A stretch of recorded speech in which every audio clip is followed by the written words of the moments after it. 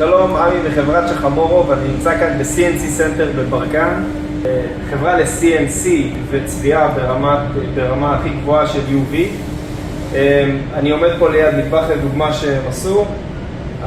ניתן לראות פה צביעה לבנה ב-UV, צבעים כהים עם מקשה מיוחד נגד שחיקה שלא יראו סימני ידיים וסריטות, וצביעה של ה-MDF עם אפקט בטון מוחלט. את האפקט אפשר לקבל או במריחה או בהתזה כמו שהם עשו פה, בגימור עם חורים או בגימור חלק. פה אפשר לראות את הגימור החלק שלו בכל הגוונים שרוצים. זה נראה כמו בטון אמיתי, כמו לוח בטון, רק שאפשר לעשות פיתוחים איתו. הוא הרבה יותר עמיד מבטון, והוא עמיד גם לכימיקלים, יש עליו לקה שמגינה עליו. אפשר לראות כאן את הפורניר ואת הארון צבוע בלקה אפקט טבעי.